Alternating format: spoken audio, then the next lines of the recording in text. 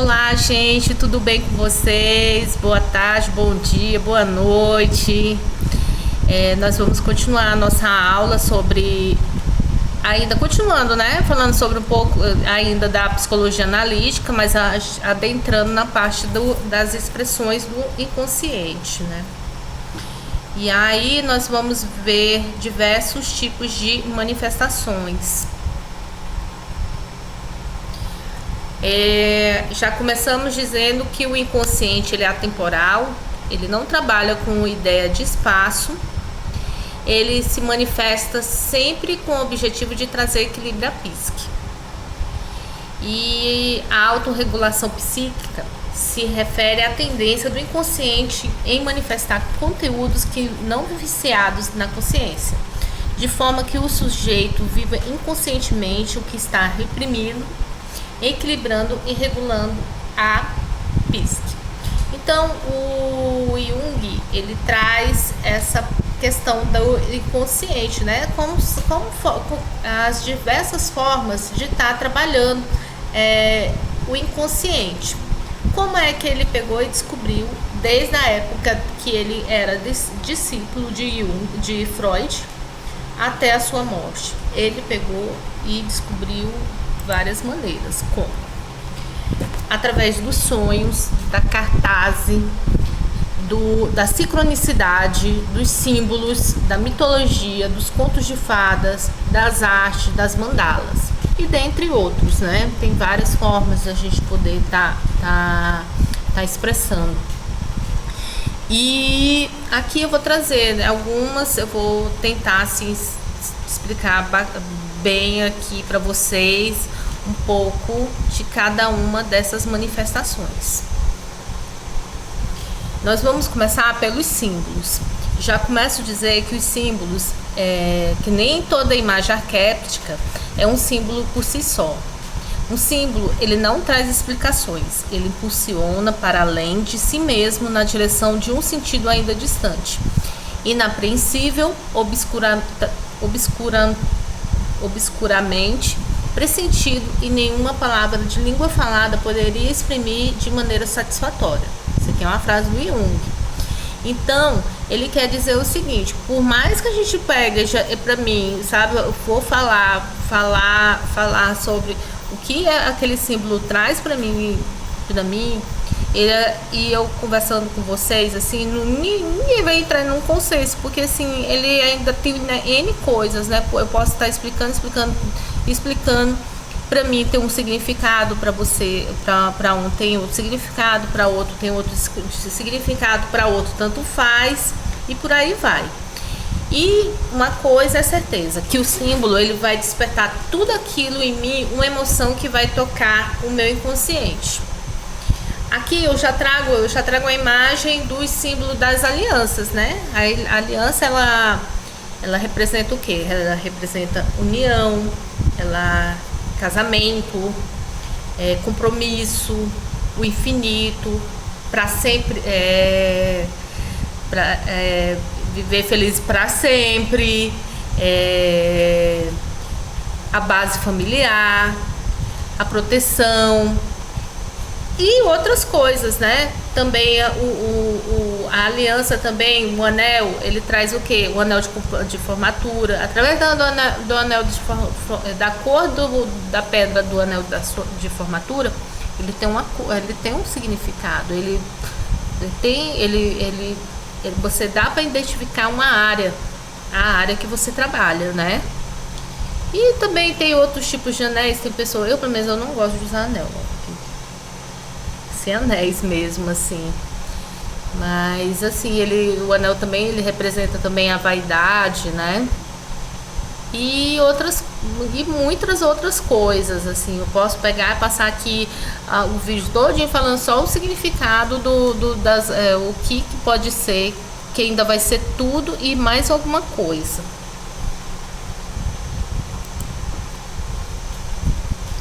E o Jung, ele descobriu que o inconsciente se expressa através dos símbolos. Ele viu que existem símbolos no inconsciente coletivo, que é dentro de cada de nós, né? Que são os símbolos religiosos, como o Dharma budista, a cruz, a estrela de Davi, entre muitos outros. Para Jung, cada pessoa que nasce traz consigo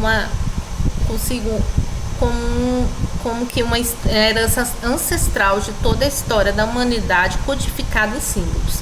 Aqui um exemplo mais clássico é a cruz, né? A cruz, ela já vem já de séculos e séculos, ela vem já até representando a cruz de Cristo, né? Para outros já tem outros significados. Se você mudar a cruz, colocar a cruz de cabeça para baixo, ela já tem outra conotação. E isso vai de cada cultura, né? Que tem que usa a cruz como símbolo. Nas artes é usado também a cruz. Esse é o movimento artístico chamado suprematismo, né? Que eles usam as formas mais simples, que são o círculo, o quadrado, o triângulo, a cruz. E ele já é uma coisa assim, já deixa de ser uma coisa material, ele já passa a ter um significado espiritual. Ele já está acima da razão, né? Não tem. Para você explicar uma coisa que não já foge da razão, assim, já é complicado, né?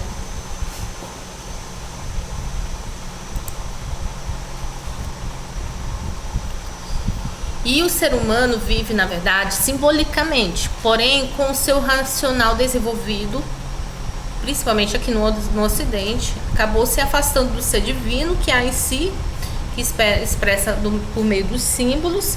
E é por isso que atualmente ele não consegue compreender a linguagem dos símbolos. As coisas estão muito fáceis, né?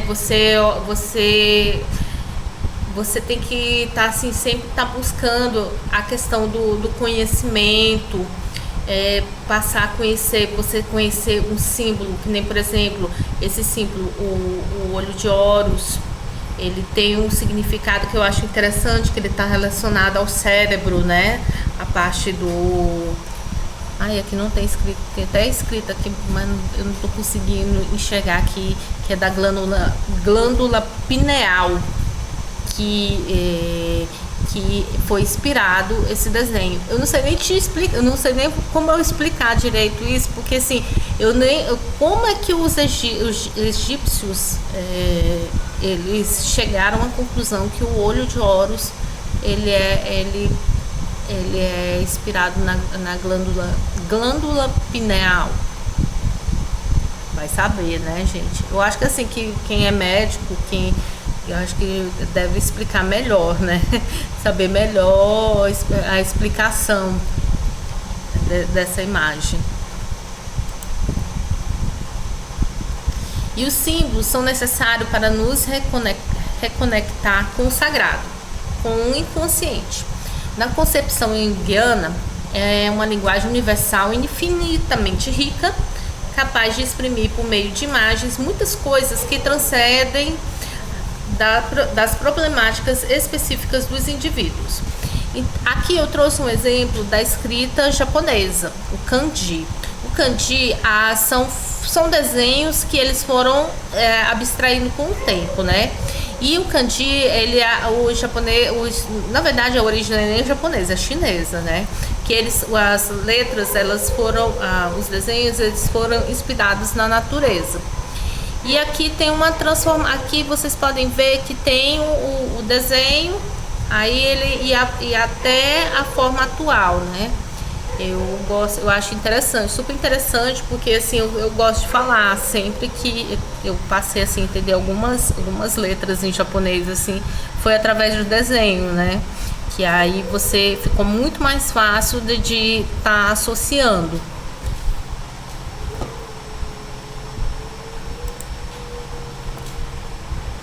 Já adentrando aos sonhos, na análise junguiana, os sonhos do paciente são analisados. Os sonhos, ele tem duas funções principais, que é a função compensatória, que o sonho é autorregulador de uma atitude consciente unilateral, errônea ou antinatural. Então, você pode estar sonhando, pode estar sonhando de forma consciente, né? E também você pode ter pesadelos, essas coisas.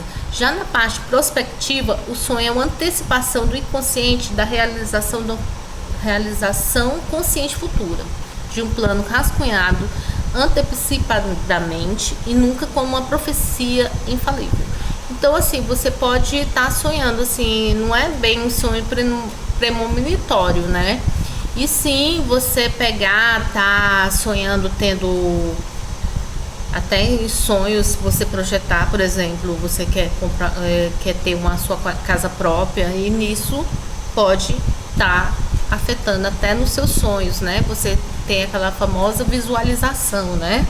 Você, através de símbolos, esse aí é onde que também os símbolos eles entram nos sonhos, né? Justamente para a gente poder estar decifrando o que o sonho quer dizer. E uma coisa que eu acho interessante é que depois que eu comecei a estudar a Jung, né, estudar a simbologia, essas coisas, que assim, eu tinha muito mania de quando eu sonho muito. Nossa, eu tenho sonho, meus sonhos, eu conto de cada detalhe do sonho, eu sei a cor, eu sei a cor, o cheiro, o que tá passando no ambiente. Às vezes eu acho assim que eu tô no mesmo sonho, só que o sonho tá mais ampliado, sabe? É como se na minha mente criasse assim uma cidade, sabe? Que ela vai criando ruas, vai criando avenidas, vai crescendo da proporção de cada vez que eu sonho, entre aspas, o mesmo sonho. Assim, é interessante o mundo dos sonhos, né? Vocês sonham muito? Vocês assim sempre me falam que é para mim escrever, né? Os meus sonhos, porque assim que é muito rico de detalhes, né? Mas toda vez eu esqueço.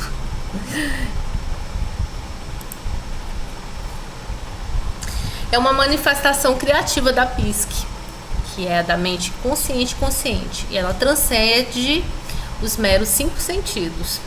Portanto, os sonhos podem, de forma simbólica, numa linguagem própria, revelar questões de sua personalidade que precisam ser trabalhadas.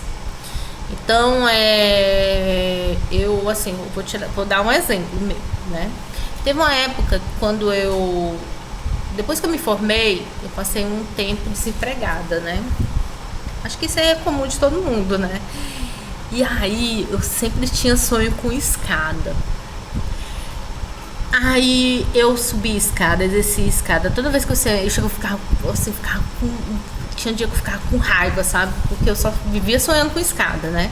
Aí eu subia, aí eu sabia que quando eu subia, eu percebi no sonho, eu comecei a perceber no sonho que quando eu subia a escada era coisa boa, quando eu descia não era tão bom, né? Aí eu sei que eu peguei e eu sonhando direto, até que um belo dia eu sonhei, eu subi numa escada e aí eu chegava no ponto final. Aí que eu olhava assim, aí eu vi uma rua, sabe, assim, um lugar assim bem alegre, né? Assim como se fosse um parque de diversão. Aí quando foi eu sonhei com isso, né? Quando foi no outro dia, lá e vem a parte da sincronicidade que vai vir depois. Eu peguei e fui chamada para trabalhar lá no CI.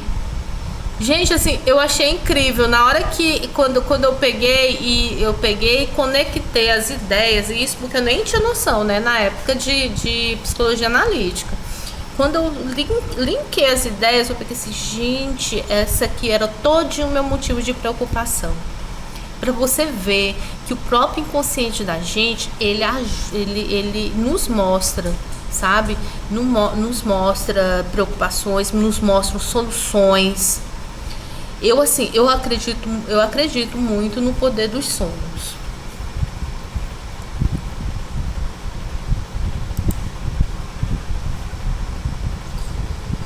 E o Jung toma os sonhos como mensageiros complexos. A nossa consciência imediata existe um segundo sistema psíquico de natureza coletiva, universal e impessoal, que se revela idêntico em todos os indivíduos. Povoando esse inconsciente coletivo, há nos arquétipos imagens primordiais ou símbolos impressos na psique desde o começo dos tempos e a partir então transmitidos à humanidade inteira. É interessante, né, assim, o sistema de sonhos, né, dessa questão, assim, a riqueza que há o inconsciente coletivo. E nisso as imagens, os arquétipos, né, elas vêm forte em forma de símbolos para poder sendo transmitido. Esse negócio, assim, o exemplo da escada, assim, eu acho sensacional, sabe? O arquétipo da escada, o símbolo da escada, quer dizer, ela para mim, ela teve, né, eu sabia que quando eu sabia, assim, meu próprio inconsciente sabia que quando eu descia não era legal e quando eu subia era uma coisa que era legal. E também tem gente, eu já vi casos de gente sonhar com coisas assim do passado mesmo, sabe? Eu pelo menos assim, eu tenho muita lembrança também de sonhos da época quando eu era criança, do sítio dos meus avós, lá em Goiás, né? Eu até hoje eu sonho com o sítio do meu avô. Aí, tanto que mês passado eu sonhei com um sítio novamente, né? Aí foi até engraçado, porque no Google o sonho aparecia falando assim: Manu, você devia pesquisar no Google como é que tá o sítio hoje em dia. Aí eu fui pesquisar, sabe? Hoje em dia não tem nem sinal lá do sítio que era do meu avô, que foi vendido, né? E virou um condomínio, sabe? Mas foi tão legal, porque assim, me matou assim, eu vendo mesmo pelo Google, assim, me matou saudade, sabe? Do lugar de onde eu sempre sonho quando eu era criança, quando eu vivi, quando eu era criança.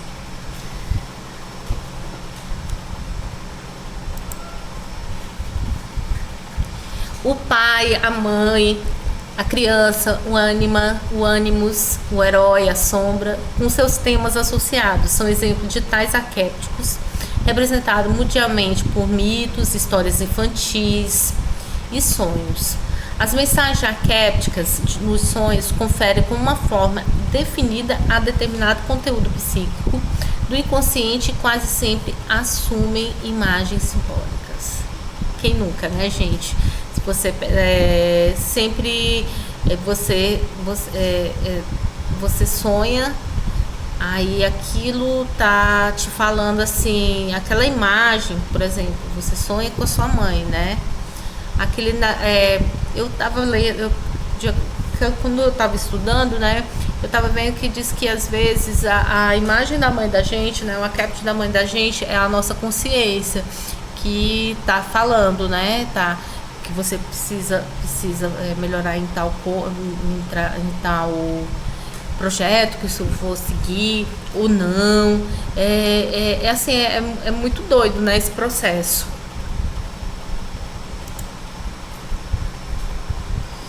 E com a expressão simbólica do processo vital, o sonho tem implicações profundas e elevadas para o físico e para o espiritual, para o corpo e para a psique.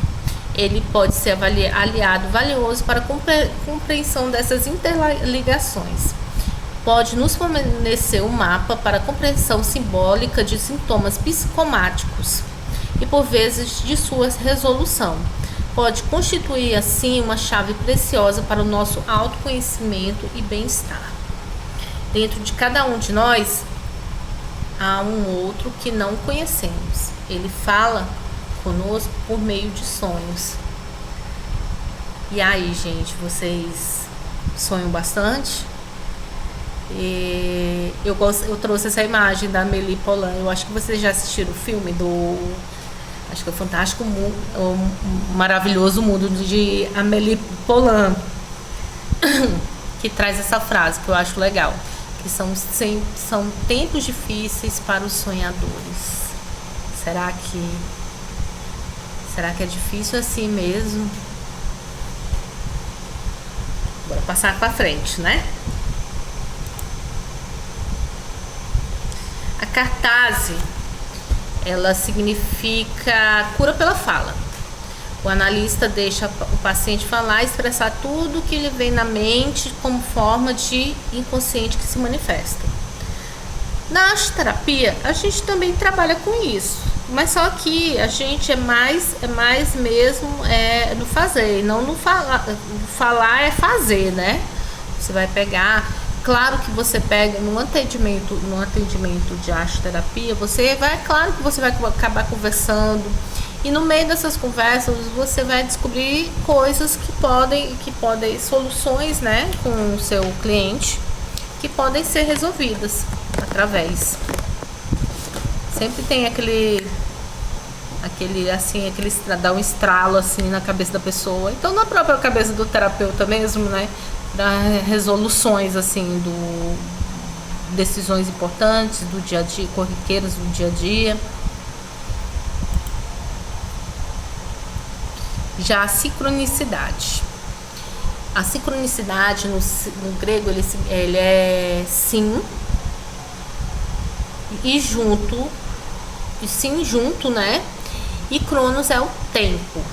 É um conceito desenvolvido por Jung para definir acontecimentos que se relacionam por relação causal e sim por relação de significado. A sincronicidade é também referida por Jung de coincidência significativa. Então, gente, ela é uma coincidência, mas só que nada é por acaso, né? Tudo que acontece na vida da gente tem um porquê. E nisso cabe a gente estar prestando atenção naquilo que está acontecendo. Há casos, né, de vocês, já aconteceu o caso de você pegar e falar a mesma palavra que a outra pessoa. Isso aí é uma sincronicidade, né? Já aconteceu também de vocês pensar uma coisa, e aí do nada vem uma pessoa e fala aquilo que você está pensando. Como a gente trabalha, e eu trabalho em equipe multidisciplinar, a gente tem muito isso, né? Dessa sincronicidade lá. Quando a gente quer dar alta, sabe? Quando a gente quer resolver um problema de um cliente, vem outro lá, vem um fisioterapeuta, ou então um médico, ou então um terapeuta ocupacional, chega lá pra gente e fala assim, olha, eu quero falar de fulano. Aí às vezes eu fico aqui, meu Deus, eu também quero falar sobre a pessoa. Sabe? É interessante a gente trabalhar com uma equipe, né? Que ela tá assim, ela é tão unida que ela é unida até no meio em transmissão de pensamentos.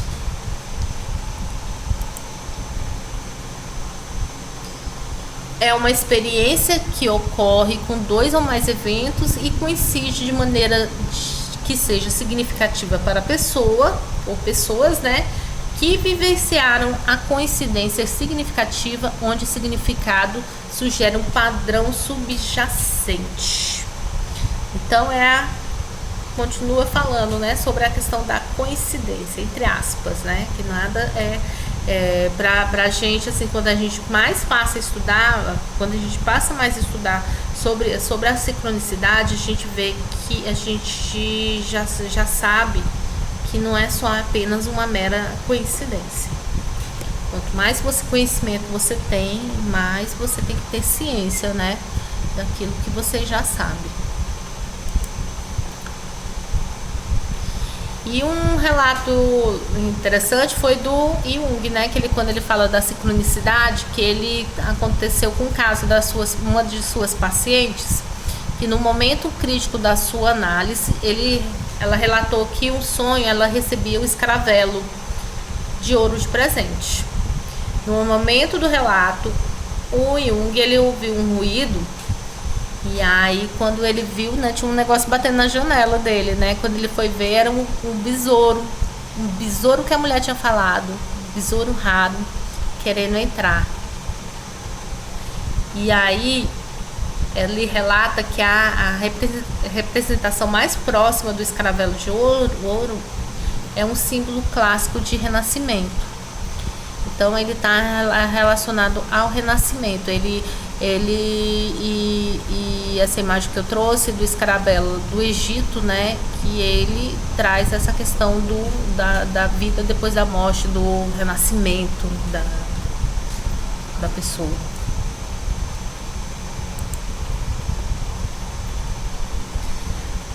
Agora, entrando das mandalas, o Jung, ele descobriu que as mandalas, elas expressavam os conteúdos interiores do ser humano e do estudo de suas manifestações do inconsciente. Seus analisados produziam formas espontâneas de desenhos de mandala, sem saber o que ela é, o que ela estava fazendo. E ele dizia que isso tende a acontecer com pessoas que possuem um progresso muito grande na sua individuação. Então, até naquele filme que vocês assistiram da Anice da Silveira, lá também apareceram os casos de mandalas. Eu não sei se vocês lembram, que ela percebeu que quando os pacientes, os clientes, eles chegaram de um jeito, né, no ateliê, e saíram de outro jeito, e ela percebeu isso através das mandalas, né, quando há uma organização das formas dentro dos círculos, que há esse equilíbrio. E as mandalas também, elas podem ser vistas tanto como nas artes, né, como também na natureza. E aqui tem os exemplos, né, o girassol, a teia de aranha, o cacto, o dente de leão e outras, uma flor, um hibisco. Todas elas, assim, se você for perceber, elas têm formas de mandala, porque tem essa organização, né? Tem essa parte da simetria, de coisas assim feitas assim, são bonitas assim de ver, que são formas organizadas, né? E aí que nem o retorno falando sobre a questão da organização dos pensamentos, né? Das pessoas. E ele é um termo em sânscrito, que é em masculino, que significa círculo. É uma representação do universo e que tudo que há nele. O Kyor, eu não sei falar tibetano, tá, gente? Me perdoe aí. É uma palavra tibetana que para mandala e significa o centro do universo totalmente iluminado que habita. Os círculos sugerem totalidade, unidade, útero, completude e eternidade. Os monges lá do Tibete, eles fazem mandalas, né, com areia colorida. O que eles fazem? Eles fazem aquela mandala, a coisa mais linda, mais trabalhosa do mundo. Aí quando eles terminam, eles desmancham. Sabe por quê? Para praticar o desapego. Porque a gente é muito apegado à matéria, né? E aí eles através quando desmancham a mandala, para eles assim é como se fosse um desapego da matéria. Depois é aquela coisa, né? Eu fiz aqui, depois eu posso fazer outros. E a gente, como nós somos seres materialistas, né? A gente é muito apegado, né, à matéria. E a mandala, ela pode ser utilizada em vários modos, no desenvolvimento pessoal, espiritual, promover a cura, a harmonização de pessoas, ambientes, rituais, magia, dança, decoração, arte e arquitetura. Então, podemos dizer que a mandala serve para ativar, energizar, irradiar, concentrar, absorver, transformar, transmutar, curar, espiritualizar as pessoas que trabalham com elas, o ambiente que se quer fazer especial, ou até mesmo algo que se quer alcançar. Aqui eu trouxe alguns exemplos de mandala, né? Tem uma aqui que é da geometria sagrada, tem outra aqui que a forma da mandala, ela não só é apenas circular, né? Ela também tem formas como hexágono, como triangular. Aqui tem uma gravura pré-histórica de uma mandala também, é uma forma de uma mandala que é, na verdade, tipo um labirinto. E isso vocês podem ver que, como está gravado em pedra, isso aí é desde a época da pré-história, o homem ele tem necessidade de estar desenhando também a mandala. Aqui eu trouxe os exemplos de mandalas que vocês podem também estar trabalhando, né? Nos espaços. Como? Eu acho que alguns de vocês já até conhecem, né? Como a Torre de Hanoi, o Tangram, aquelas pecinhas de forma geométrica, tipo Lego, eu esqueci como é o nome, que também vocês podem estar trabalhando para trabalhar as formas da mandala. Aquelas mandalas de arame tipo 3D, né, que vocês encontram muito nas feiras hippie. Tem a mandala de linha, que é essa aqui embaixo. Eu, lá no lugar onde eu trabalho, como eu trabalho muito com pessoas que sofreram AVC, né, eu trabalho muito a questão da simetria. Eu pego um desenho desse, claro que não tão complicado como esse, né, e peço para o cliente, ele tá desenhando o outro lado. Que também é uma forma também da gente ver como é que tá a organização do cérebro dessa pessoa depois, principalmente depois do AVC. Aí ela vai me dar se ela vai conseguir fazer certinho, vai conseguir dar continuação ou não, ou se vai omitir alguns espaços. É bem interessante o trabalho assim com mandala com pessoas que sofreram AVC. Aqui tem outros como o origami, você pode estar trabalhando na dobradura, né? O kirigami é uma técnica de recorte, que é essa aqui. Aí você pode dar uns recortes, você recorta e você pode fazer formas geométricas perfeitas, decorativas, dá para fazer um monte de coisa. Também tem o CD, que você pode estar trabalhando com reciclagem, pegar CD e tá pintando com tinta. Tem muitos que usam tinta vitral. Eu não gosto muito porque por causa do cheiro. O ideal mesmo, eu gosto de estar trabalhando mesmo é com tinta acrílica. Também tem um crochê, que é muito interessante o trabalho, você está trabalhando, e é ótimo porque assim, o crochê ele também tem aquele lance da matemática, né? Você está contando os pontos e aquilo ali ele vai criando tipo como se fosse um mantra na cabeça da gente, né? Aquela 1, 2, 3, 1, 2, 3, aí pula. Aí é interessante porque isso aí também ajuda nessa questão da parte cognitiva da pessoa. Aí filtros dos sonhos, mosaico, que tem aqui até a árvore da vida, e muitas outras coisas a mais que vocês podem estar trabalhando com a mandala. Aqui nós vamos trabalhar os contos de fada. Elas são representações de acontecimentos psíquicos. Os contos de fadas encenam dramas da alma com materiais pertencentes a todas as pessoas em comum. Tem origem nas camadas profundas do inconsciente, comuns à psique de todos os seres humanos. Eles pertencem ao mundo arquétipo. Então, o Jung também viu que também através dos contos de fadas, né, dava para descobrir também ser uma forma de manifestação do inconsciente. E esses temas, eles reaparecem de maneira tão evidente e pura nos contos de países mais distantes, de épocas mais diferentes, com mínimos de variações. Então, por exemplo, a história que eu vou passar agora, da Bela Adormecida, né? Ele tem várias versões. Eu vou colocar a original, que é dos irmãos Grimm. Mas tem a Bela Adormecida da Disney, tem lá da Turma da Mônica, tem N histórias. E você também tem histórias parecidas. É que nem a mitologia, né? A mitologia também, as histórias, cada lugar é contado de uma forma diferente. Eu não sei se tem muito a ver o exemplo, mas assim, essa semana, quando teve, semana passada, né, que foi dia de Reis, né, eu tava assistindo na TV, que aqui no Piauí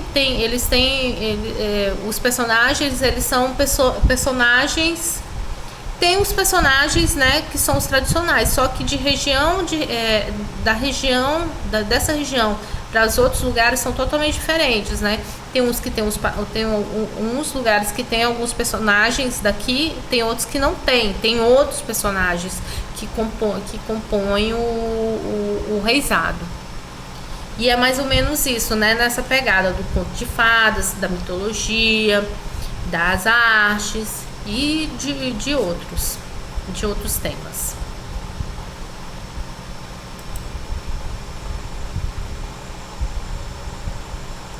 Aqui eu vou apresentar o conto de fada da Bela Adormecida.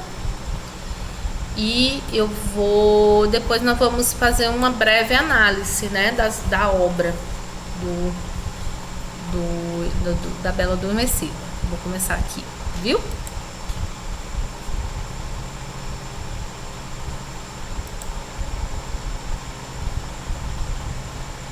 A Bela Adormecida, irmãos Grimm. Há muito tempo viviam um rei e uma rainha que todos os dias diziam: "Ah, se nós tivéssemos uma criança", e nunca conseguiram uma.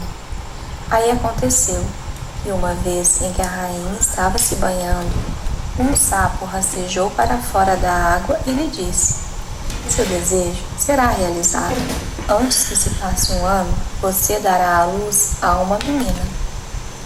Aquilo que o sapo dissera aconteceu, e a rainha teve uma menina que era tão formosa que o rei mal se continha de felicidade e preparou uma grande festa.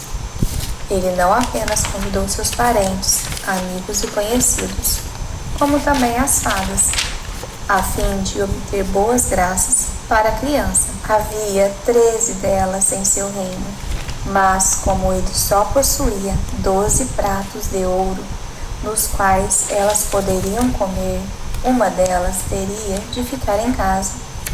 A festa foi celebrada com toda a pompa.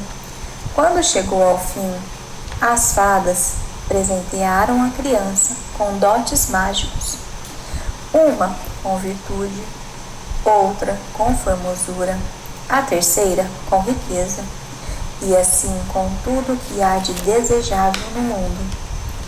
Quando 11 tinham falado, entrou, de repente, a 13ª. Ela queria se vingar por não ter sido convidada e, sem cumprimentar ou mesmo olhar para quem quer que seja, exclamou aos brandos: "A princesa deverá espetar-se em um fuso quando tiver 15 anos e cair morta." E sem dizer mais nada, virou as costas e deixou o salão. Todos estavam assustados, e então adiantou-se a 12ª, que ainda não tinha feito o seu desejo. E como não podia anular a maldição, mas apenas abrandá-la, ela disse: "A princesa não morrerá, apenas cairá em um sono profundo que durará 100 anos. O rei, que queria salvar sua querida criança do infortúnio, ordenou que todos os fusos do reino inteiro fossem queimados. Na menina, entretanto, realizaram-se plenamente todos os dons das fadas, pois ela era tão bela, educada, gentil e sensata, que todos que a viam não podiam deixar de gostar dela. Sucedeu que, justamente no dia em que ela completava 15 anos, o rei e a rainha não estavam em casa, e a menina estava sozinha no castelo. Ela andou então por todos os cantos, examinou à vontade aposentos e câmaras, e finalmente chegou até uma velha torre. Subiu a estreita escada em espiral e deparou-se com uma pequena porta. Na fechadura havia uma chave enferrujada, e, quando ela a girou, a porta se abriu de um só golpe, e lá, em um quartinho, estava sentada uma velha com um fuso, fiando diligentemente seu linho. "Bom dia, velha mãezinha", disse a princesa. O que você está fazendo aí? Eu estou fiando, disse a velha e balançou a cabeça. O que é isso que pula tão alegremente? Perguntou a menina e pegou o fuso, querendo também fiar. Mal ela tinha tocado o fuso, a maldição se realizou e ela espetou-se no dedo. Mas, no mesmo instante em que foi picada, ela caiu na cama que ali estava e foi tomada de um profundo sono. E este sono estendeu-se por todo o castelo. O rei e a rainha, que tinham acabado de chegar e entrando no salão, começaram a dormir, e com eles toda a corte. Dormiram então também os cavalos no estábulo, os cachorros no pátio, as pombas no telhado, as moscas na parede e até o fogo que chamejava no fogão ficou imóvel e adormeceu, e o assado parou de crepitar, e o cozinheiro, que queria puxar seu ajudante pelos cabelos, porque ele havia feito uma coisa errada, soltou o menino e dormiu. E o vento assentou-se nas árvores defronte ao castelo. Nenhuma folhinha se movia. Ao redor do castelo, tudo começou a crescer.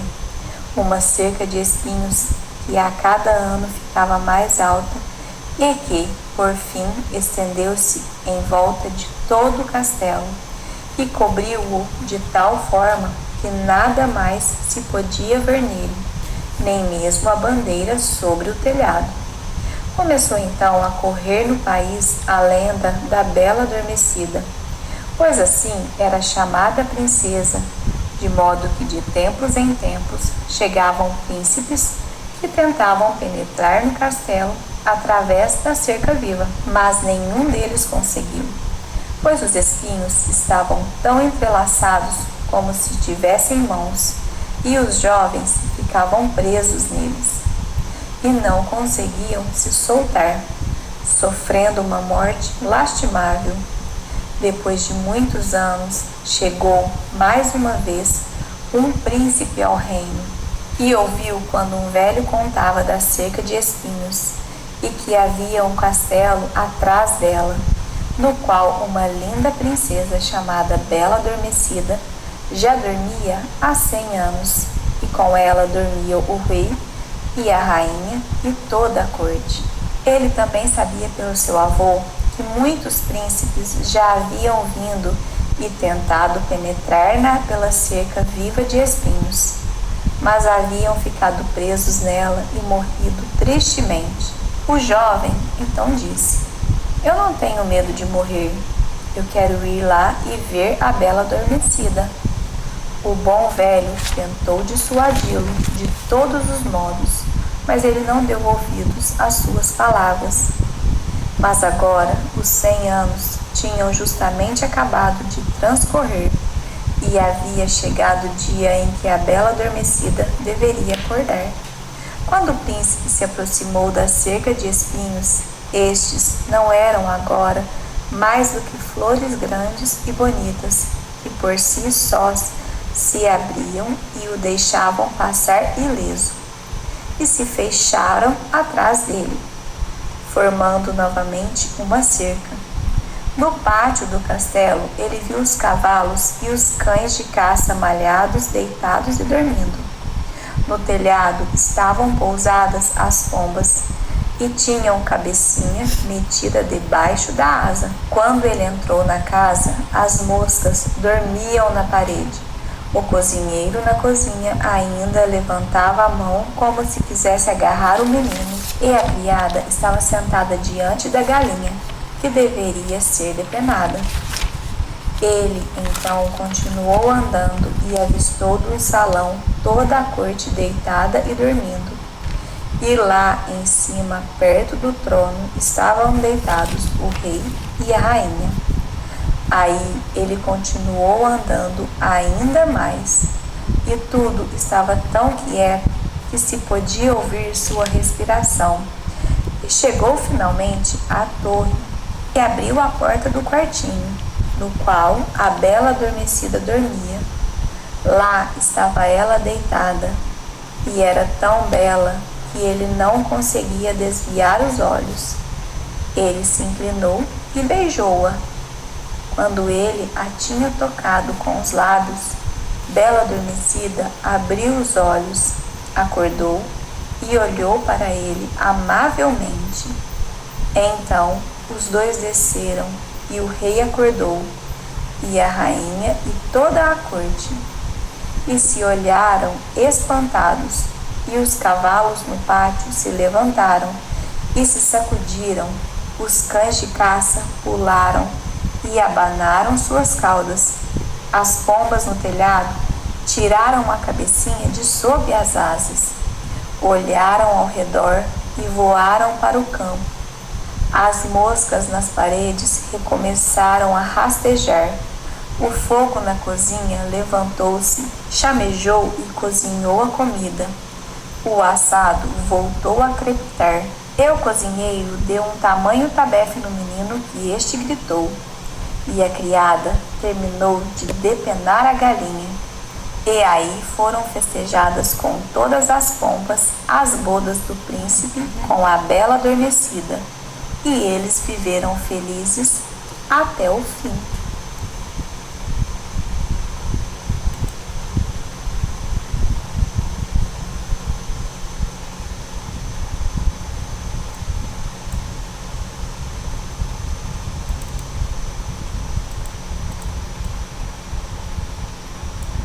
Só um momento, deixa eu aqui abrir meu... E aí, gente, o que vocês acharam da história? Lá, viu que ela tem uma variação, né? Ela é diferente, ou assim, a história para crianças ela é mais resumida, né? E aqui eu resolvi trazer o conto original para poder a gente estar discutindo agora. Aqui eu vou fazer uma pequena análise, é de acordo, essa análise aqui é de acordo com a doutora Marie, como é o nome dela? Marie-Louise von Franz. Ela foi uma das discípulas de Jung. Jung era interessante porque assim, as discípulas dele eram todas mulheres. Então, ela já diz de início que o rei e a rainha ela não tinham filhos, né? E aí, uma rã, ela anuncia. A rã, ela é um animal que tem múltiplas conexões com a fertilidade. Com a chá das rãs, ela anuncia a primavera, a exuberância da natureza, o desejo sexual.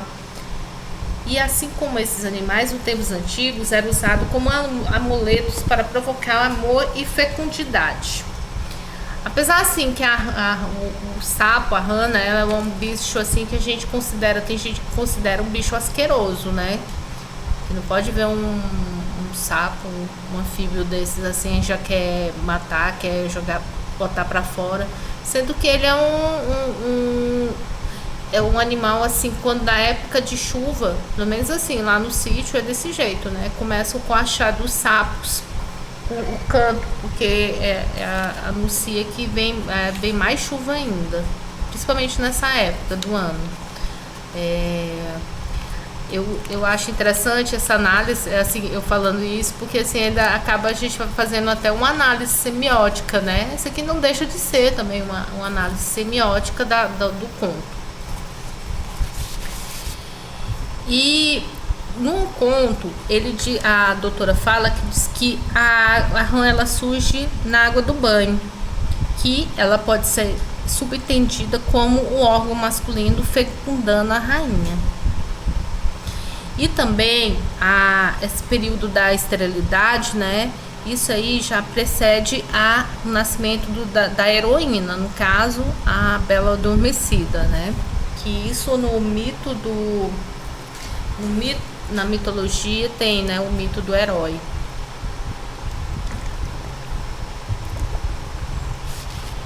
E o Jung diz que os animais, a rã é um animal de sangue frio e aí o corpo ele tem a aparência, a forma humana.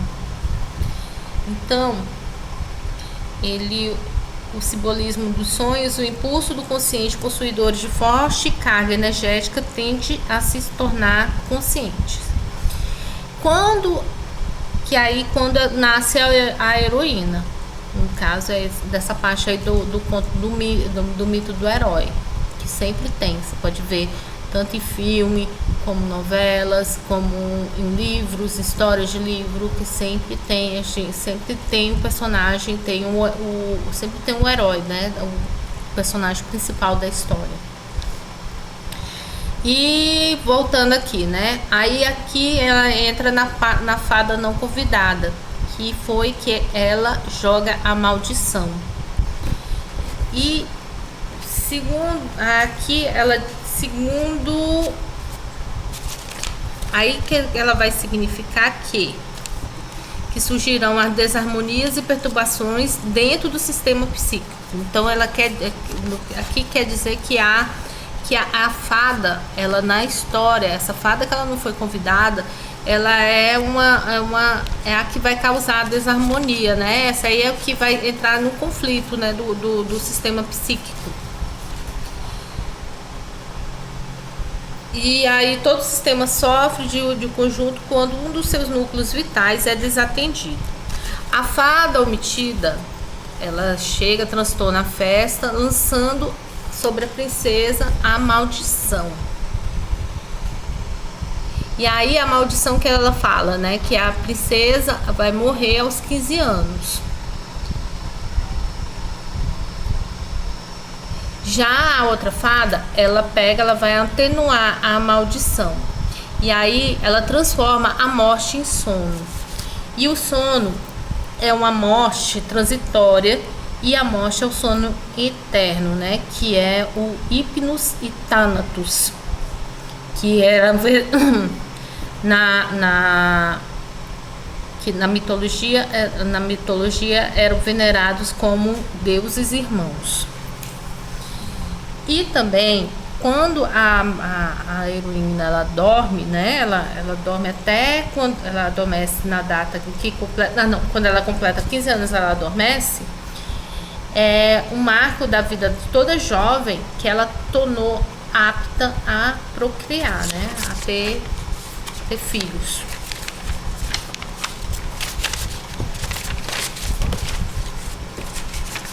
E no aniversário, a princesa descobre a velha fiandeira e aí que havia esquecido, né? E aí o ato de fiar está estreitamente ligado à feminilidade. É atributo das deusas mães que tecem a trama da vida, o destino que sem cessar agrupam organismos elementos da natureza. O fuso pela forma tem características fálicas evidentes. Está sempre associado à roca como parte indispensável da atividade feminina de tecer novas vidas, tecer tecidos no corpo. Então ela é o ato de fiar, ela é a parte do feminino. E também na psicologia analítica fala que ela é também uma forma de também estar iniciando a vida sexual, porque a feiticeira, ela vai instruir a princesa a iniciar na vida sexual. Só que nessa iniciação ela vai desencadear o castigo. E aí aonde que os direitos da mulher elas são negados em relação à vida instintiva. E também se revelam conexões com a sexualidade feminina. O mal e o castigo são bem características da civilização patriarcal e cristã. Já quando chega 100 anos, né, depois, mais tarde, aí o príncipe chega. E aí, na psicologia masculina, o conto nos revela que o príncipe, que ele vai decidido a encontrar a bela adormecida, ele vai liberar, né? Vai estar libertando em sua própria contraparte feminina, o complemento da sua personalidade. Unido à mulher que ele libertou, o herói cumpre o requisito necessário para completar a sua personalidade e estabelece o seu próprio reino. E aqui termina, né? Aqui foi uma análise do conto da Bela Adormecida, que a gente pode estar trabalhando, né? O conto da análise, você pode estar trabalhando de diversas formas. O conto da Bela Adormecida, como as dos outros, com as crianças, com os clientes, você pode estar pegando e alterando, né, a história. E também assim, além de estar alterando a história, você pode estar trabalhando com encenação, através das encenações, né, também vão descobrir várias coisas assim do inconsciente coletivo.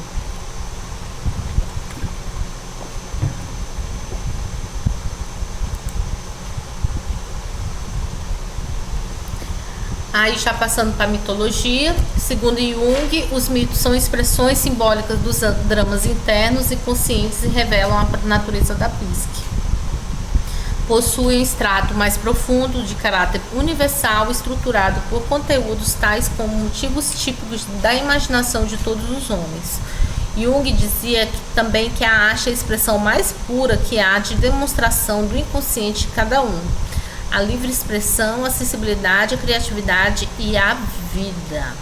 Então, como a gente já viu nos demais, né, tipo, nos sonhos, nos contos de fadas, nas mandalas, assim, ela vai estar repetindo, né? Só que aqui é em forma de mito, da mitologia, em forma de histórias. Essas mitologias é que vão explicar certos comportamentos de nós seres humanos. E ele serve para nos guiar, nos inspira como os mitos para seguir o nosso próprio caminho. Muitas histórias mitológicas conservam na mente das pessoas, dando uma certa perspectiva daquilo que acontecia em suas vidas. Essas informações provenientes de tempos antigos têm a ver com temas que sempre deram sustentação à vida humana. Construíram civilizações e formaram religiões através dos séculos. E tem a ver com profundos problemas interiores e profundos mistérios, com os profundos limiares da nossa travessia pela vida. Que é uma frase aqui do Joseph Campbell, que fala que é do poder do mito.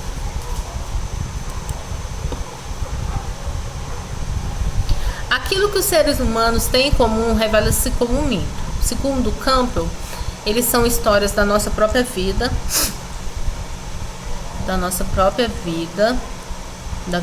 quer dizer, a busca da verdade, a busca do sentido de estarmos vivos. Os mitos são pistas para potencialidades espirituais da vida humana, daquilo que somos capazes de conhecer e experimentar interiormente. O mito é um relato da experiência da vida. Eles ensinam de que podemos voltar-nos para dentro.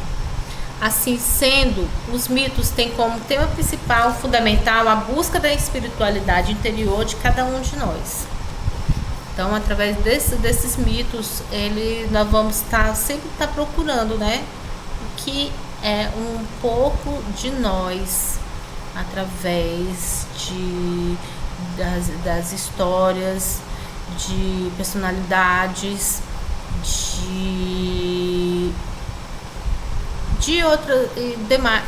de outras coisas demais, para poder a gente estar procurando um pouco desse nosso autoconhecimento.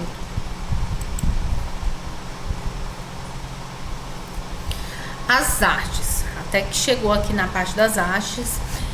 O Jung, sobre as artes, são os processos de criação e estudo psicológico da estrutura da produção artística. Sua contribuição maior será a decifração das imagens simbólicas que tomam forma de obra de arte, trazendo a luz sobre as significações que encerram e que excedem as possibilidades comuns de compreensão da época que adquiriram vida. Então, o propósito do Jung com a arte não era pegar e estar fazendo crítica de arte, porque é por isso que existe a crítica de arte. Ele, na verdade, ele pegava esses contextos das artes, né, para serem aplicadas em seus atendimentos.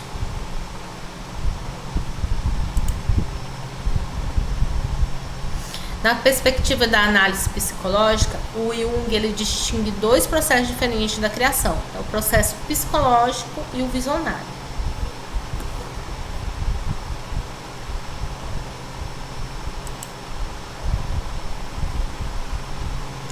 E no processo psicológico são compreendidos sem maiores dificuldades. Os temas que se baseiam nos são conhecidos como tipo o amor, as histórias, mitologia, que mais? Cenas do cotidiano. O leitor ganha a possibilidade de penetrar mais profundamente na alma humana, de tomar consciência de sentimentos e tendências obscuras. Os estudos psicológicos dessas obras nunca trazem contribuições importantes. O artista já esgotou seu tema e de certo melhor do que faria um psicólogo. Aí aqui aí vai caber a mais da gente, mais a questão da interpretação, né? O que você sente diante dessa obra de arte. Porque assim, o artista mesmo, que é o criador, ele já depositou tudo o que ele queria em cima da obra de arte. Aí aqui só basta a gente pegar e analisar. Já as obras de arte visionárias, elas causam perturbação, impressão de estranheza. Para receber esta poesia, o leitor terá que renunciar de todos os conceitos e deixar penetrar pelos símbolos. Aqui eu trouxe a fonte de Marcel Duchamp, que ele foi um artista da vanguarda do movimento dadaísta. Na verdade, ele foi ele mesmo, ele não participou de nenhum movimento, não. Aqui, nessa época, foi em 1917, né? Ele levou esse urinol para a exposição e foi negado. Por quê? Porque era uma arte que, até pra gente hoje em dia, quando a gente olha, ela não é vista bem com bons olhos, né? Mas aqui ele quis dizer o seguinte, que qualquer coisa pode ser uma obra de arte. Aqui ele trouxe justamente o urinal para mostrar que seria uma expressão de arte que é chamada de ready-made, né? Faça você mesmo. E aí ele pega essa obra, ele mostra que isso aqui é arte. E para você, essa obra é arte?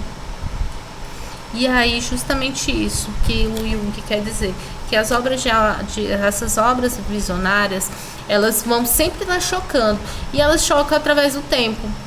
Como por exemplo, essa obra bem aqui do beijo, que pra gente é uma coisa totalmente normal. Pra mim, eu acho normal a cena do beijo. Na época foi um escândalo. E aí, por quê? Porque pelo estilo de pintura, não foi só pelo fato do beijo, pelo estilo de pintura, o momento, a sociedade da época, o comportamento da sociedade da época. Isso é desde dos primórdios, né? Desde a época da Idade Média para cá, sempre como a arte ela vai evoluindo, ela vai pegando, ela vai passando pela essa fase visionária até aí depois vai vir depois vem uma mais visionária ainda. É que nem música, né? Na música é que a gente fala assim, na minha época a minha música não era desse jeito, era uma música que tinha letra e tudo mais. Só que quando a gente for depois de muitos anos, as pessoas essas pessoas que são mais novas vão falar a mesma coisa. A música da minha época é isso que era música, não essas porcarias que toca hoje em dia. Agora eu quero saber, porque assim, como tá tendo muita porcaria na música, como é que vai ser a música daqui uns anos, como outras coisas a mais, né? Essa banalização também da imagem e das pessoas.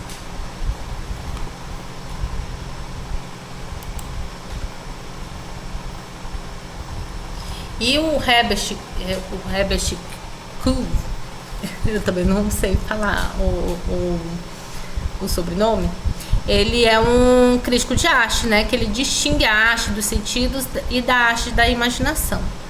A arte dos sentidos inspira-se na natureza exterior, no mundo que atinge através dos sentidos.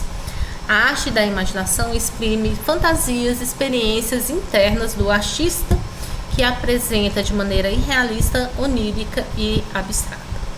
Eu adoraria muito trazer essa performance dessa mulher chamada Maria Abramovic. Ela é uma artista performática, que ela até hoje ela faz performances pelo mundo, né? Aqui é uma performance que ela faz com o seu antigo companheiro, né? Que ele pega, é uma performance assim, de confiança, né? Que ele pega uma flecha e ele mira, os dois esticam bem a flecha e vive aquele negócio, né? De você se ele qualquer movimento que ele fizer ali, ele vai flechar o coração dela.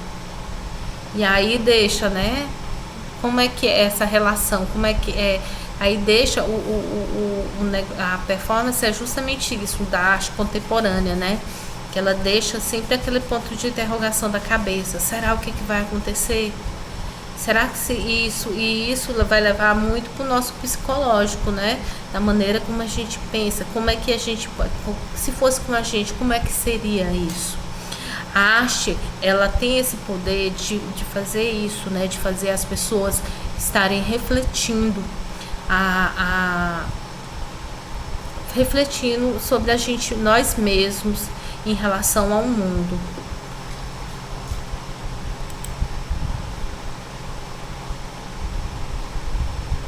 Desculpa, passando aqui. E a finalidade desse método de expressão é tornar os conteúdos inconscientes acessíveis, assim para aproximá-los da compreensão. Eu trouxe essa artista chamada Yayoi Kusama. Ela é japonesa. Ela também é uma artista performática. Ela atualmente é a artista queridinha do momento. Ela é uma artista. Ela nasceu em Tóquio. Aí ela muito nova, ela foi morar nos Estados Unidos, né? E aí ela acabou se descobrindo, né? Através da performance, através dos pontos. Ela tem problemas de saúde mental, tanto que ela mora numa clínica psiquiátrica, né? E aí o ateliê fica do lado da clínica, ela vai trabalhar e depois ela vai morar lá, volta lá para casa dela, né? Que é a clínica. E aí, assim, é interessante para ver, né, como é que é o desenvolvimento da arte, assim, para pessoas esquizofrênicas, né? Ela fala que através, quando ela olha para as coisas, ela consegue só enxergar pontos. E aí ela tem essa compulsão de criar obras de arte por pontos, com pontos. Eu vou passar um vídeo aqui para a gente poder estar terminando a nossa aula, tá? Sobre as expressões do inconsciente. Aí assim, eu deixo esse vídeo como forma de reflexão, né? Dessa nossa aula. Eu tentei fazer o meu melhor, fazer o meu melhor para poder estar trazendo para vocês um pouco, né, do pensamento da psicologia analítica sobre a arte.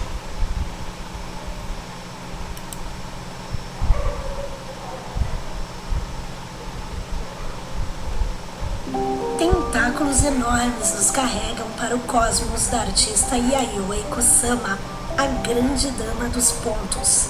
O Museu Berlinense Gropius Bau emociona com uma retrospectiva em homenagem à japonesa de 92 anos. Ela, que há décadas pinta tudo que passa entre seus dedos. Aqui está esse desejo real dela, eu diria, de criar quase que um universo paralelo no qual ela às vezes vive. Essas bolinhas são uma forma de criar maneiras completamente diferentes de se olhar para as coisas, também para nós mesmos. uma das artistas mais importantes da contemporaneidade. Yaoi Kusama dissipa universos inteiros. Os mundos dela são psicodélicos, penetrantes e coloridos. A artista sofre de alucinações e ansiedade desde a juventude. Revelam o que há de mais íntimo em seu ser. Em uma sala como a Sala Amarela, você fica um pouco tonto e de repente pensa: nossa, o que está acontecendo com o chão? Se olhar por um tempo para a parede, acaba se perguntando se há mesmo uma parede ali, porque se cria uma certa profundidade. É uma brincadeira com nossa forma de enxergar o mundo. Com sua arte, a artista questiona qual a maneira normal de enxergar o mundo. Kusama vive em um hospital psiquiátrico no Japão há mais de 40 anos. Ela pinta obsessivamente dia após dia em seu ateliê, que fica bem ao lado do hospital. Pontos, pontos e mais pontos. Não sei se tem a ver com a minha doença ou se pinto esses pontos porque sou completamente absorvida pelo meu trabalho. Quando estou no estúdio, pintando, tudo ao meu redor desaparece e minhas mãos fazem tudo sozinhas.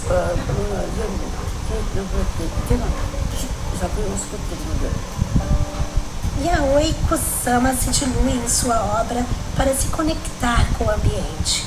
Arte como autoterapia. Ela foge do trauma de infância, de um lar opressor, e cria o universo Kusama, um universo brincalhão e extasiado que a deixa maravilhada como uma criança até hoje. Desejo de paz, meu gosto pela imprevisibilidade da vida e meu espanto com o mistério do universo, coloco tudo isso em meu trabalho.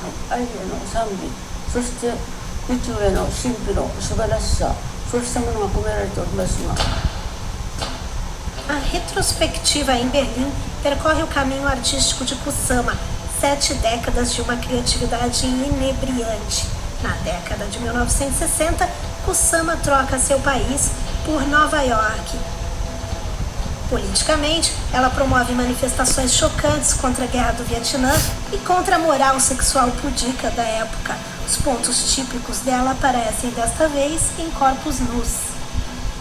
Yaoi Kusama definitivamente escreveu história. Ela foi uma das primeiras artistas a fazer performances com corpos nus. Na época, mesmo em Nova York, foi chocante. E isso é algo que revolucionou também a apresentação do corpo. A ideia de que podemos nos revelar nus é sexual, claro, mas também denota vulnerabilidade.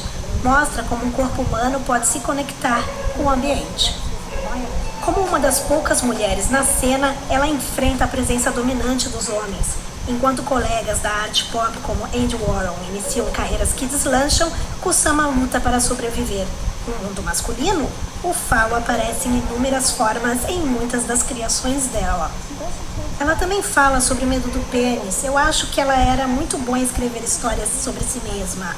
Olhando para as obras dela, não sinto que seja um medo, mas uma obsessão.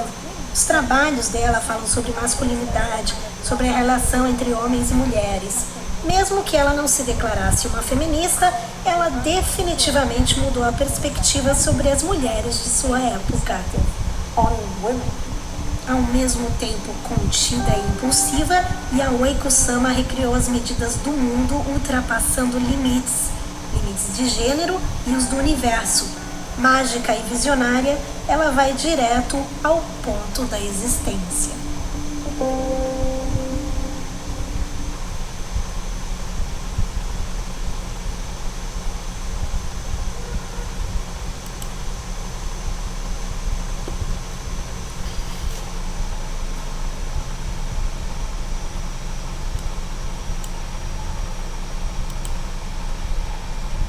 Oi, gente, só voltando, ó, o vídeo ele tem uma falhinha, vocês perceberam, né? Mas dá pra continuar de boa.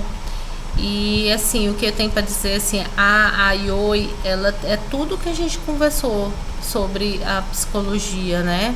Sobre a questão como é que é a arte, como é a parte que ela fala sobre um vídeo que fala sobre o corpo. É muito interessante a maneira que aborda, como os traumas, e aí nisso ela acaba expressando tudo isso através da arte.